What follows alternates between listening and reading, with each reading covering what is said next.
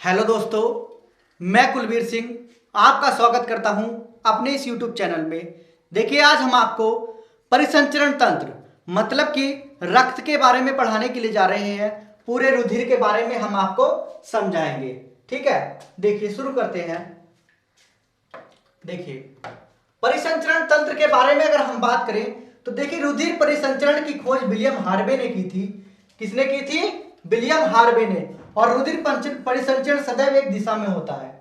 कैसे होता है? सदैव एक दिशा में होता है। और वो तीन तरीके से होता है। कैसे होता है? रुधिर वाहिनियों के अंतर्गत, धमनियों में, शिराओं में और कोशिकाओं में। अब इसको बताने से पहले मैं आपको कुछ और बेसिकली बता देना चाहता हूं। देखिए, अगर हम बात करते हैं रुधिर के बारे में तो रुधिर कैसा है? एक तरल संयोजी उत्तक है। कैसा है? तरल संयोजी उत्तक है।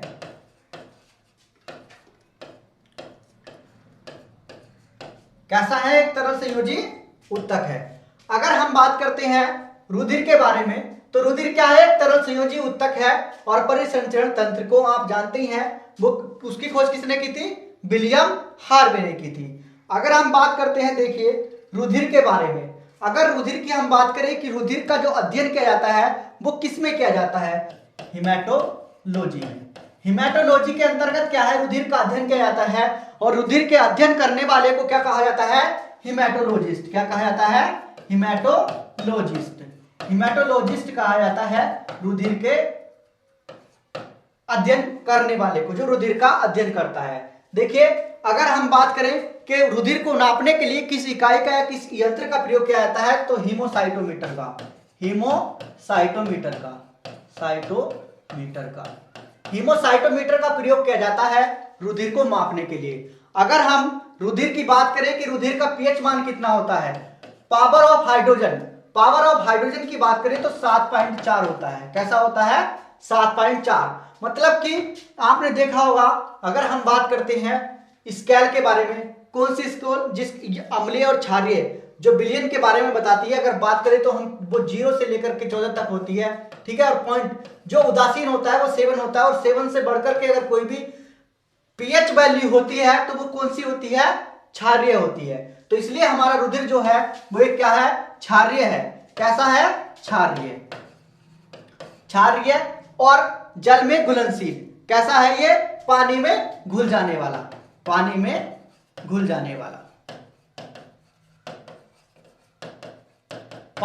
जाने वाला है हमारा ब्लड। अब हम बात करते हैं, देखिए ब्लड के बारे में अगर आप बात करें कि एक व्यक्ति के अंदर कितना ब्लड होता है। अगर हम बात करते हैं मेल के बारे में, देखिए अगर हम मेल में बात करें तो कम से कम 5 से 6 लीटर खून होता है एक मेल के अंदर। और अगर हम बात करें फीमेल की बात करें मतलब महिला की, और फीमेल की बात करें तो उसके अंदर होता है 4 से 5 लीटर। मतलब कि उसके आधा, पुरुष से 1/2 भाग क्या होता है? उसका कम होता है। मतलब कि 1/2 कम होता है किससे? पुरुष से। ठीक है, जैसे कि मान लीजिए अगर उसके अंदर 5 है मेल के अंदर, तो फीमेल के अंदर 4.5 होगा। ठीक है, मतलब 1/2 कम होता है। ठीक है, अगर हम आगे बात करते हैं, देखिए ब्लड के बारे में आगे बात करें तो देखिए ब्लड का अगर मुख्य कार्य हम देखें तो क्या होता है? ऑक्सीजन का संवहन करना। क्या होता है? ऑक्सीजन को हर अंग तक पहुंचाना ही हमारा रुधिर का कार्य होता है। और अगर हम बात करें, देखिए रुधिर के बारे में, और अगर हम बात करें कि रुधिर हमारे शरीर का कितना भाग होता है, कितना प्रतिशत होता है, तो हमारे पूरी बॉडी का 7%। किसका? पूरी शरीर का, पूरी बॉडी का 7% जो होता है वो क्या होता है? हमारा रुधिर होता है। कितना होता है? पूरे शरीर का हमारे 7% रुधिर होता है। रुधिर में हम देखेंगे 2 भाग होते हैं रुधिर के। एक तो ठोस भाग होता है जिसके अंतर्गत रुधिर कणिकाएं आती हैं, जैसे कि हमारा आरबीसी, डब्ल्यूबीसी और प्लेटलेट्स आती हैं। एक तरल पदार्थ होता है जिसके अंतर्गत प्लाज्मा आता है हमारा। ठीक है, सब हम उसके बारे में पढ़ने वाले हैं। ठीक है, आगे हम देखते हैं। ये थी नॉर्मल जानकारी। अब हम बात कर लेते हैं, देखिए रुधिर के बारे में। हम बात करें तो रुधिर परिसंचरण की खोज किसने की थी? विलियम हार्वे ने की थी। और रुधिर परिसंचरण सदैव एक निश्चित दिशा में होता है। कैसे होता है? निश्चित दिशा में होता है। रुधिर वाहिनियां अगर हम देखें किन किन के अंदर रुधिर बहता है तो धमनियों के अंदर, शिराओं के अंदर और कोशिकाओं के अंदर। अगर हम धमनियों की बात करते हैं, किन की बात करते हैं, हम धमनियों की बात करते हैं, तो धमनियां जो है रुधिर को हृदय से विभिन्न अंगों तक ले जाने का कार्य करती हैं। रुधिर को, जो हमारे रुधिर को विभिन्न अंगों तक ले जाने का कार्य करती हैं, वो कौन करती है, हमारी धमनियां करती हैं। अगर हम बात करें कि धमनियों के अंदर कैसा रक्त प्रवाहित होता है, तो शुद्ध रक्त प्रवाहित होता है धमनियों के अंदर। या कैसा रक्त बहता है, शुद्ध रक्त बहता है। अगर हम बात करें, देखिए फुसफुस ध्वनि होती है एक, जिसके अंदर अशुद्ध रक्त बहता है। एक फुसफुस धमनी ऐसी होती है जिसके अंदर अशुद्ध रक्त बहता है। बाकी जो सारी की सारी धमनियां होती हैं उनके अंदर शुद्ध रक्त बहता है। देखिए अगर हम बात करें शरीर की सबसे बड़ी धमनी कौन सी है, तो वो महाधमनी है। कौन सी है, ऑर्टा। ठीक है, महाधमनी है जो शरीर की सबसे बड़ी धमनी मानी जाती है।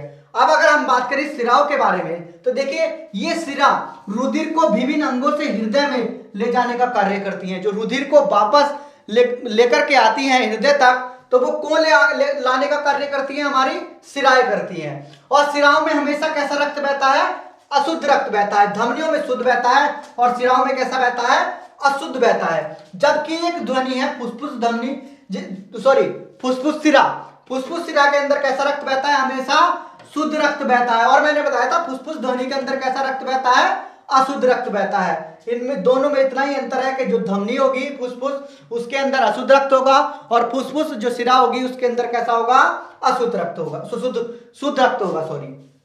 आगे देखते हैं, आगे हम बात करते हैं। देखिए आगे हम बात करते हैं कोशिकाओं के बारे में। देखिए ये बहुत ही महीन रुधिर वाहिनियां होती हैं। क्या होती हैं, बहुत ही महीन रुधिर वाहिनियां होती हैं। ये धमनियों को सिराओं से जोड़ती हैं। जो कोशिकाएं होती हैं वो क्या करती हैं, धमनियों को सिराएं से जोड़ने का कार्य करती हैं।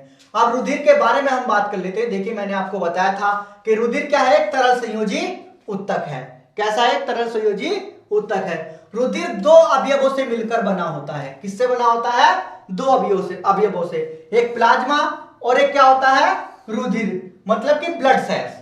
अब रुधिर की मैंने आपसे बात की थी कि प्लाज्मा जो होता है वो हमारे शरीर का कम से कम 55% भाग जो होता है वो प्लाज्मा होता है, और 45% जो होती है हमारी रुधिर वाहिनियां होती हैं, जो ब्लड सेल्स होती हैं, जिनके अंतर्गत क्या क्या आती हैं, 3 वाहिनियां आती हैं। एक तो आरबीसी, ठीक है, और एक डब्ल्यूबीसी, ठीक है, और एक क्या आता है, प्लेटलेट्स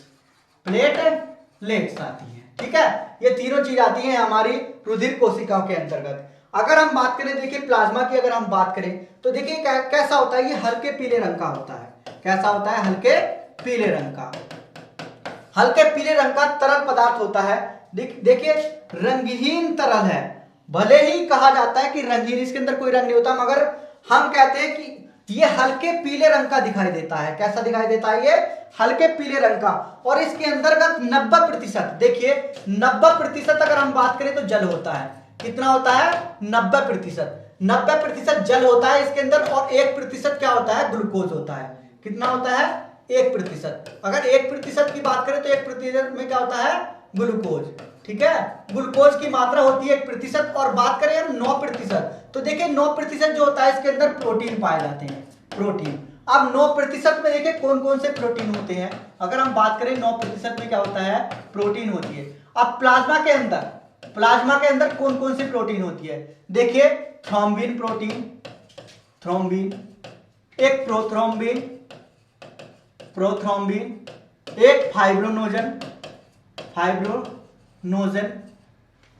एक, अगर हम बात करें, अगर हम इसके अंदर से फाइब्रोनोजन प्रोटीन अगर निकाल देते हैं प्लाज्मा के अंदर से, तो वो सीरम, वो जो बचा हुआ भाग होता है फाइब्रोनोजन प्रोटीन के निकालने के बाद क्या होता है, सीरम बच जाता है। ठीक है, मैंने आपको बताया कि देखिए अगर हम बात करें इसके कार्यों के बारे में, प्लाज्मा के कार्यों के बारे में, तो देखिए फाइब्रोनोजन प्रोटीन बहुत आवश्यक होती है, क्योंकि ये रक्त का थक्का बनाने में कार्य करती है। क्या किस चीज में कार्य करती है, रक्त का थक्का बनाने में कार्य करती है। और इसके अंदर देखिए 1% ग्लूकोज होता है, तो ग्लाइकोजन जो सिस्टम होता है हमारा, जो एनर्जी प्रदान करता है, उसमें भी हमारा प्लाज्मा जो है वो सहायता करता है।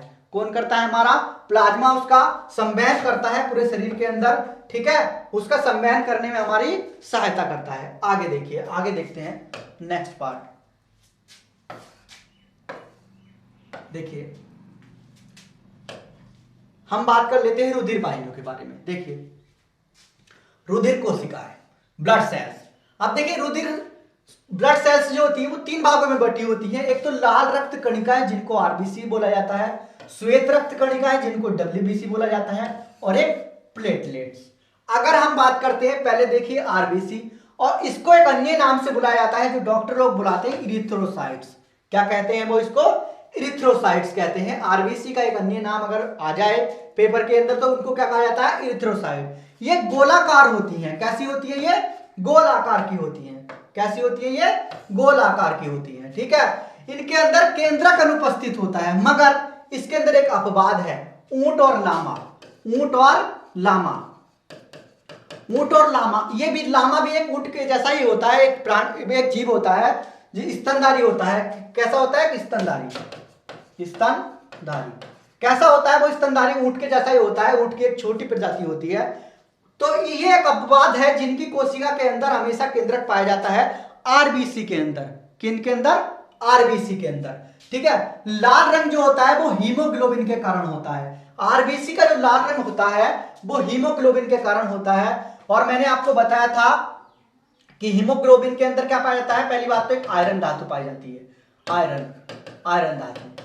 ठीक है, आयरन धातु पाई जाती है। और मैंने बताया कि आरबीसी का कार्य, देखिए पहले अगर हम बात कर लेते हैं, देखिए अगर हम बात करें तो हम अगर हवा से क्या लेते हैं, सांस जब हम लेते हैं तो हम क्या लेते हैं? एयर लेते हैं। क्या लेते हैं? एयर लेते हैं, हवा लेते हैं। हवा कहां से जाती है? हमारी नाक, नोज से होकर के गुजरती है, और नोज से होने के बाद कहां जाती है? वो हमारी श्वास नली के अंदर, श्वास नली के अंदर। श्वास नली से फिर वे कहां जाती है? फेफड़ों के अंदर, फेफड़ों के अंदर। और फेफड़ों से जो है वो कहां जाती है? ब्लड के अंदर, और ब्लड के अंदर जाती है, और ब्लड के अंदर जो आरबीसी होती है वो उसका संवहन करने का कार्य करती है। किसका? ऑक्सीजन का। और ऑक्सीजन किसकी सहायता से करती है? हीमोग्लोबिन की सहायता से। क्योंकि मैंने आपको बताया Hb+O2 मिलकर के बनाते हैं ऑक्सी हीमोग्लोबिन। क्या बनाते हैं? Oxy haemoglobin. ऑक्सी हीमोग्लोबिन बोला जाता है जब ये क्या करते हैं? O2 का संवहन करते हैं। जब CO2 को बाहर लाता है कौन? हीमोग्लोबिन CO2 को बाहर लाता है तो क्या कहा जाता है? Carboxy haemoglobin. क्या कहा जाता है? कार्बोक्सी हीमोग्लोबिन, हीमोग्लोबिन बोला जाता है इसको। ठीक है, कार्बोक्सी हीमोग्लोबिन। क्योंकि आरबीसी का कार्य क्या होता है? देखिए CO2 O2 को ले जाना और CO2 को बाहर लाना, इसका कार्य होता है। दोनों चीजों को ट्रांसफर करना इसका कार्य होता है। अगर हम बात करें इसके जीवन काल की तो देखिए इसका जीवन काल 120 दिन का होता है। कितने का होता है? 120 दिन का जीवन काल होता है। किसका? हमारा आरबीसी का। अगर हम बात करें अब डब्ल्यूबीसी का, देखिए डब्ल्यूबीसी की हम बात करें तो इसका एक अन्य नाम होता है ल्यूकोसाइट्स। क्या बोला जाता है इसको? ल्यूकोसाइट्स। और ये अनियमित आकार की होती है, इनका कोई आकार नहीं होता है। ठीक है, उसके बाद करते हैं कि रक्त कोशिकाओं में सबसे बड़ी, अगर सबसे बड़ी कोशिका किसी की होती है तो वो डब्ल्यूबीसी की होती है, मैं आपको बताऊंगा अभी। और इसका जीवन काल 1 से 4 दिन होता है। कितना होता है? 1 से 4 दिन। अगर हम देखिए इनके आकार, कोशिकाओं के आकार के बारे में अगर बात करें तो देखिए सबसे छोटी जो होती है वो आरबीसी होती है। ठीक है, आरबीसी से अगर हम बड़ी बात करें तो प्लेटलेट्स होती है। क्या होती है? प्लेटलेट्स। और उसके बाद अगर हम बात करें तो सबसे बड़ी जो होती है वो डब्ल्यूबीसी होती है। ठीक है, सबसे बड़ी जो कोशिका होती है वो डब्ल्यूबीसी की होती है, और उससे छोटी प्लेटलेट्स की होती है, और सबसे छोटी जो होती है वो आरबीसी की होती है। अगर हम संख्या के बारे में बात करें तो देखिए कम से कम 4 से 4.5 लाख समथिंग होती है इनकी संख्या। ठीक है, मिलियन में होती है किनकी?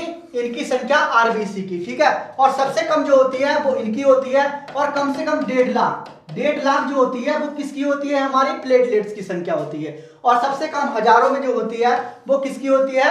डब्ल्यूबीसी की होती है। आगे चलते हैं, हम बात करते हैं प्लेटलेट्स के बारे में।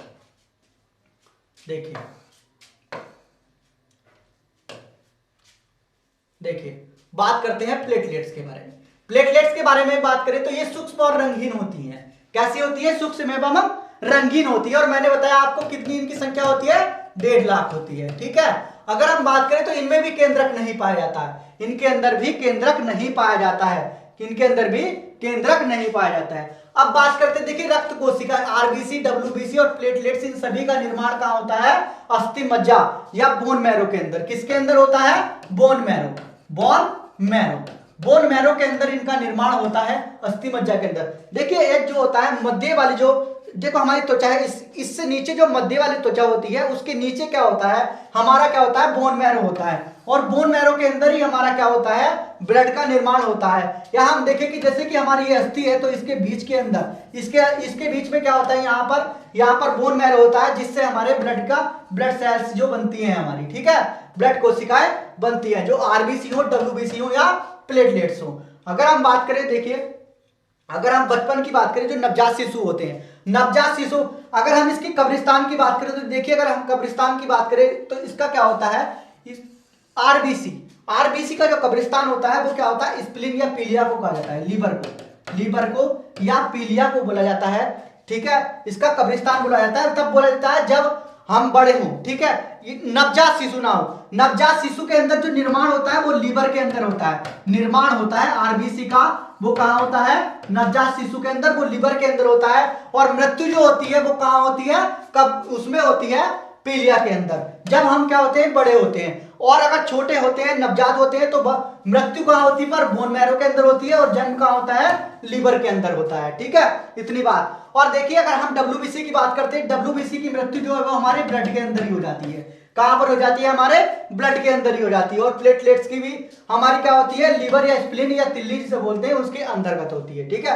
आगे हम बात करते हैं, देखिए रक्तदान का नियंत्रण हमारी अधिवृक्क ग्रंथि, एड्रिनल ग्रंथि जो होती है वो नियंत्रण करती है, ठीक है। कौन करती है नियंत्रण, अधिवृक्क ग्रंथि, एड्रिनल ग्रंथि जो है वो नियंत्रण करती है। और मानव शरीर में रक्त की अपर्याप्त आपूर्ति इक्सीकीमिया कहलाती है। क्या कहलाती है, इसकी कीमिया, ठीक है। रुधिर में थक्का जमना, न जमना, देखिए थक्का न जमने का दो कारण होता है, एक तो हिपेरिन प्रोटीन होती है हमारे उसके अंदर, और एक एंटी थ्रोम्बिन प्रोटीन होती है, जिसके कारण क्या होता है, हमारे रुधिर का थक्का नहीं जमता है हमारे शरीर के अंदर। हिपेरिन प्रोटीन और एंटी थ्रोम्बिन के कारण ही क्या होता है, हमारा शरीर कभी भी, हमारे शरीर के अंदर वो हमारा रुधिर हमारे शरीर के अंदर कभी भी जमता नहीं है, वो बहता रहता है हमेशा, ठीक है, इनकी उपस्थिति के कारण। और थक्का किसके कारण बनता है, फाइब्रोनोजन प्रोटीन के कारण ही, ठीक है। आगे चलते हैं, बात करते हैं रुधिर वर्ग के। देखिए रुधिर वर्ग की खोज की थी, इसकी खोज किसने की थी, कार्ल लैंड स्टीनर ने की थी। किसने की थी, कार्ल लैंड स्टीनर ने।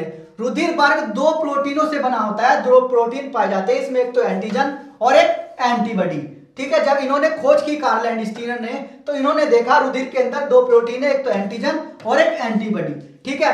एंटीजन ग्लाइकोप्रोटीन होता है। कैसा प्रोटीन पाया उन्होंने, पाया कि एंटीजन क्या है, वो एक ग्लाइकोप्रोटीन है, और एंटीजन वंशागत होता है। एंटीजन क्या होता है, वो वंशागत होता है, ठीक है, एक पीढ़ी से दूसरी पीढ़ी के अंतर्गत, ठीक है, वंशागत, इनहेरिटेड। उन्होंने बताया कि जो हमारा एंटीजन है वो इनहेरिटेड है। और एंटीजन को भी दो भागों में बांटा उन्होंने, एंटीजन ए और एंटीजन बी, ठीक है। और एंटीबॉडीज क्या होती है, ये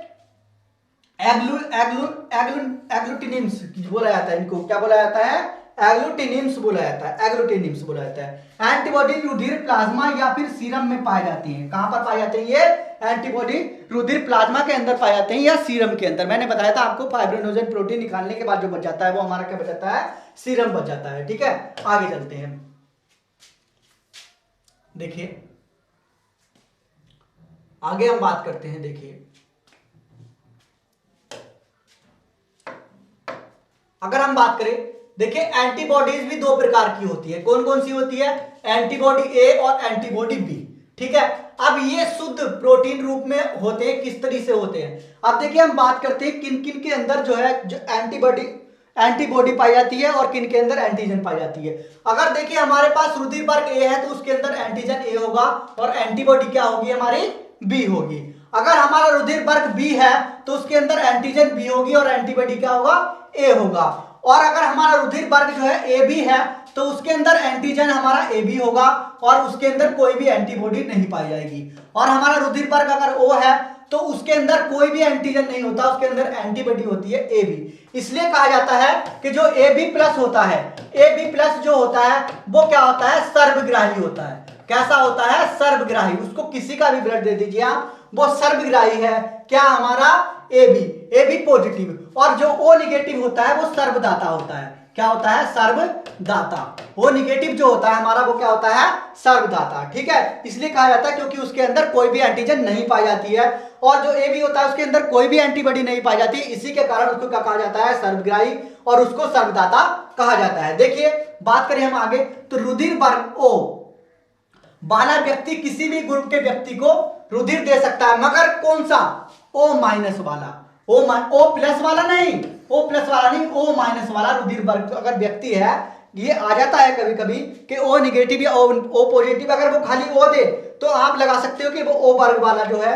वो किसी को भी दे सकता है रुधिर वर्ग वाला, मगर उसमें ओ पॉजिटिव या ओ निगेटिव आए तो ओ निगेटिव वाला ही सबको दे सकता है, ओ पॉजिटिव वाला नहीं दे सकता। ठीक है, आगे हम बात करते हैं। देखिए रुधिर ओ को जो कहते हैं हम, रुधिर वर्ग ओ जो होता है वो सर्वदाता कहलाता है, मतलब सभी को रक्त दे सकता है, मैंने आपको बताया अभी। और ए जो है वो सर्वग्राही कहलाता है। क्यों कहलाता है, क्योंकि मैंने बताया कि उसके अंदर कोई भी एंटीबॉडी नहीं पाई जाती, इसलिए वो सभी का रक्त ले सकता है। और रुधिर वर्ग क्या होता है, वो ये होता है, ये रुधिर वर्ग ए भी किसी भी वर्ग के व्यक्ति से वर्ग ले सकता है, मतलब वही ब्लड ले सकता है। ठीक है, किसी भी वर्ग से मेल खा सकता है, और इसी को क्या कहते हैं हम, सर्वग्राही कहते हैं। अब बात कर लेते हैं आगे संतानों में, देखते हैं किस तरह से कोई ब्लड अगर माता है तो कैसी है और पिता है तो किस तरह से बनेगा। ठीक है, देखिए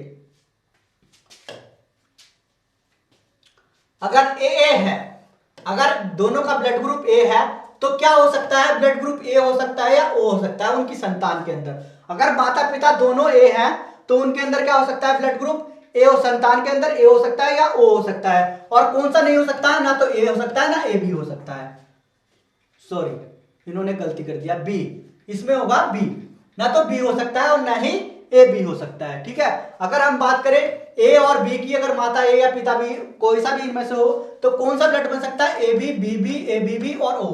क्यों, और सभी होगा तो जाहिर सी बात है कोई सा भी हो सकता है अगर ए बी है तो। ठीक है, अगर बात करते ए और बी है तो क्या होगा, ए होगा, बी होगा, ए बी है तो और ए बी होगा, और ओ उसके अंदर नहीं होगा। ठीक है, अगर हम बात करते हैं ए और ओ है, ठीक है, माता पिता का, तो क्या होगा, बच्चे का ए होगा और ओ होगा। ठीक है, और कौन सा नहीं होगा, बी नहीं होगा और ए भी नहीं होगा। और अगर बी बी है बच्चे के अंदर तो क्या हो सकता है, बी हो सकता है और ओ हो सकता है, ए नहीं हो सकता और ए भी नहीं हो सकता। किसके कारण, मैंने आपसे बताया था एंटीजन और एंटीबॉडी, क्योंकि अगर ब्लड ग्रुप ए है तो उसके अंदर एंटीजन ए पाई जाती है और एंटीबॉडी बी पाई जाती है।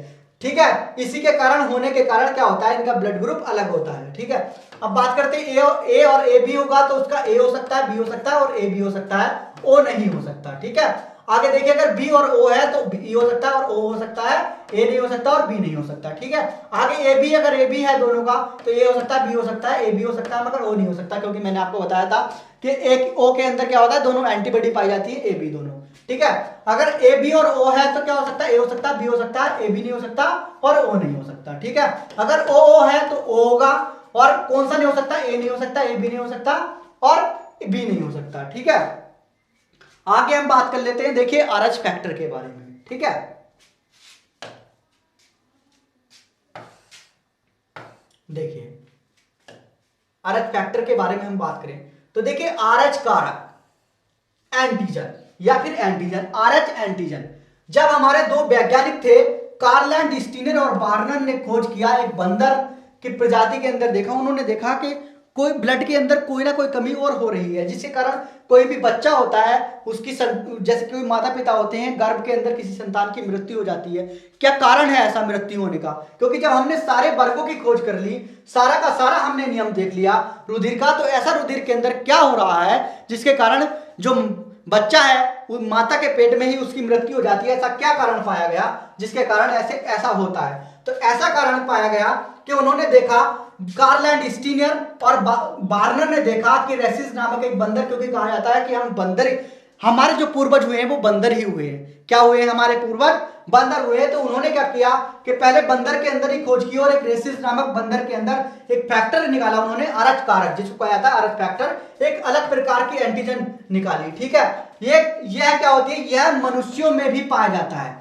क्यों पाया गया, क्योंकि हम कहा जाता है कि हम भी बानर की ही प्रजाति में से आते हैं कहीं ना कहीं से। ठीक है, इसके दो प्रकार बताए गए। क्या बताया गया कि ये दो प्रकार के होते हैं, आरएच प्लस, जिन मनुष्यों की आरबीसी में यह एंटीजन उपस्थित होता है उन्हें आरएच मनुष्य कहते हैं। क्या कहते हैं, और उच्च RH मनुष्य, और जिनके अंदर RH माइनस होता है तो जिन मनुष्यों की RBC के अंदर, किसके अंदर खोज हुई, RBC के अंदर एक पार्ट की खोज की उन्होंने, केवल किसकी बात खोज की, RBC की खोज की, क्योंकि देखा कि जो संतान है उसके अंदर क्या हो जाता है, उसके ब्लड के अंदर रक्त का थक्का जम जाता है और क्या हो जाता है, उसकी किस हार्ट अटैक है जो भी माने आप, उसके ब्लड की क्लोटिंग के कारण क्या हो जाती है, उसकी मृत्यु हो जाती है उसके अंदर ही। ठीक है, जब आप जानते हैं कि ब्लड सर्कुलेशन नहीं होगा तो हार्ट काम नहीं करेगा और क्लोटिंग हो जाएगी तो उस व्यक्ति की मृत्यु हो जाएगी। ठीक है, वैसे ही क्या हुआ कि उन्होंने देखा कि RH माइनस वाले जिन मनुष्यों की RBC में यह RH एंटीजन नहीं होता है उन्हें क्या कहा जाता है, RH माइनस वाले मनुष्य कहा जाता है। क्या कहते हैं, RH मनुष्य। RH प्लस और RH मनुष्य, अगर RH प्लस वाला पुरुष है और RH वाला क्या है, स्त्री में से उपस्थित प्रथम संतान ही ठीक रहती है। मतलब अगर RH जो है वो प्लस व्यक्ति है, मतलब कि पुरुष है, व्यक्ति तो होंगे ही दोनों पुरुष, अगर RH प्लस वाला पुरुष है, अगर RH वाला पुरुष है तो क्या होगा, और RH वाली माइनस है, स्त्री है, तो उनकी पहली संतान जीवित रह सकती है, अन्यथा कोई संतान उनकी जीवित नहीं रह सकती है इससे कारण। परंतु इसकी संतान की गर्भावस्था में ही मृत्यु हो जाती है। वो किस कारण हो जाती है, मैंने आपको बताया कि ब्लड क्लोटिंग के कारण, रक्त का थक्का बनने के कारण उनकी मृत्यु हो जाती है। अब देखिए पिता और माता, अगर RH प्लस और RH प्लस के पिता है तो सामान्य होने की संतान जो होगी वो सामान्य होगी, RH प्लस में होगी, और RH माइनस के पिता और RH माइनस की माता है तो उसका रुधिर वर्ग भी क्या होगा, सामान्य होगा, RH माइनस। और अगर RH माइनस का पिता और RH माइनस की माता है तब भी RH माइनस, इन्होंने 2 बार कर दिया ये। ठीक है, और अगर RH प्लस का पिता है और RH माइनस की माता है, जो शिशु होगा उसकी मृत्यु हो जाएगी, वो किसी कारण हो जाएगी, इरिथ्रोब्लास्टेसिस फिटोलिसिस एक बीमारी हो जाएगी जिसके कारण क्या हो जाएगा, वो खतरा बढ़ जाता है बच्चे की मृत्यु होने का, और ब्लड क्लोटिंग से क्या हो जाता है, बच्चे की मृत्यु हो जाती है। ठीक है, ये आपका ब्लड चैप्टर था, जो बाकी रह गया है हम ऑब्जेक्टिव क्वेश्चंस में कंप्लीट करवा देंगे। अगर हमारी वीडियो अच्छी लगी हो तो लाइक करें, शेयर करें और हमारे चैनल को सब्सक्राइब करें। वीडियो देखने के लिए धन्यवाद।